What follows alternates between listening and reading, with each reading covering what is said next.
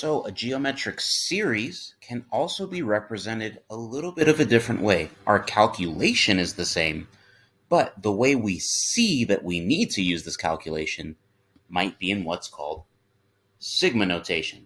Now, sigma is this symbol right here. It is the Greek capital letter S. I know it looks like the letter E, but I guess the Greeks used to use this as the letter S.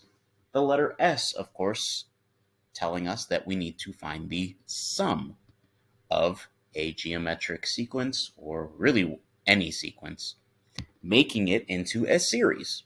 So just like we've been learning before, we will use our summation equation if we see this symbol here. Now, not only will you see this symbol here, but there will be a k equals and then some number on the bottom. The bottom tells us where they want us to start in a pattern. They do not always want us to start with the first term. If we see, kind of like in this down here, that k is equal to 1, then yes, they want us to start with the actual first term that we see in the problem. However, there may be different numbers down here. This will tell us which term number to begin with. Not that we're adding up whatever number is down here, but it tells us where in our list to look for our beginning. In contrast, the top number that we see will tell us which term to end on. To the right, we see a formula. This formula is going to be our explicit formula that we learned about in 7.4b. So at the bottom, we have where to start. At the top, we have where to end. And to the right, we have our rule for finding the first term and last term, or whatever term that we may need to find. So let's see an example using sigma notation. Our job is to find the sum and round to the nearest tenth, if necessary. So they want us to find the sum of this problem right here. Our first step is to find out what our starting term is. What number do they want us to begin on? The way we calculate this is we look and we see that at the bottom, k equals 5. Again, the bottom of sigma notation tells us where to begin. So apparently, the first term that they're interested in adding together actually is the fifth term in the geometric sequence. The way that we find the fifth term is we plug 5 into our explicit formula.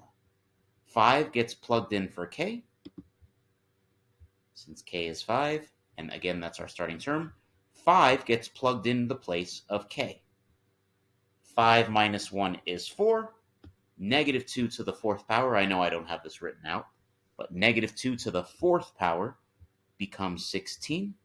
And when we take this 16 and multiply it by the 3 up front, we figure out that the fifth term is 48. Now that we know our beginning term, we move on to step 2, which is finding the common ratio.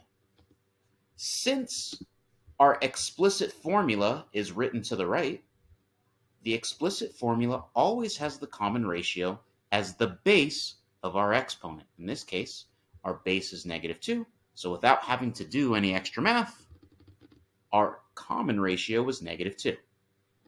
2 ingredients down, 1 to go. The third one is a little tricky. The math isn't hard, but it's a little bit tricky. Find n, the number of terms.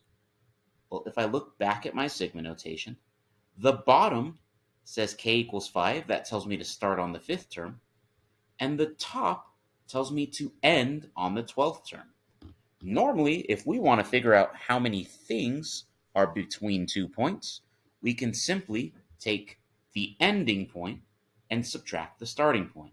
12 minus 5 in this case would be 7.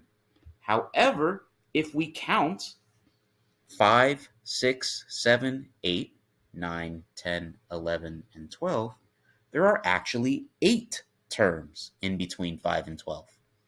The problem is when we do subtraction, we don't count the number that we start on. So if you want to subtract, you can do 12 minus 5, but at the end of your subtraction problem, I would add this to your notes, But at the end of your subtraction problem, you should always add 1. Adding 1 makes up for that mistake of not counting the number we begin on. Long story short, n is 8 because there are 8 terms if we count all of the numbers between 5 and 12. Now that we have all of our ingredients, we know our first term, we know our common ratio for the numerator and denominator, and for our exponent, we know our number of terms. We plug in the information that we found in steps 1 through 3. A1 is 48. Our first term, or our beginning term, is 48. 1 minus, in for the common ratio in both the top and the bottom of the fraction, we plug in -2. And in for n, we plug in 8. The top, again, the bigger the exponent, the more I'm going to recommend just using a calculator. You can plug the top of the fraction in exactly as you see it, making carefully sure to put this -2 in parentheses. But when you plug in the numerator into a calculator, it should give you -12,240. When you plug in the bottom, which you don't really need a calculator for this part because there's no exponents, we have a double negative, which we hopefully know at this point turns into a plus sign. And the bottom really is just 1 plus 2. That's where we're finding our 3. Now we've done all the hard work, we really just need to divide this. Again, in a calculator is fine. And we should find that the sum of terms 5 through 12 would be -4,080, meaning if we added the 5th, 6th, 7th, 8th, 9th, 10th, 11th, and 12th terms together, the total would be -4,080.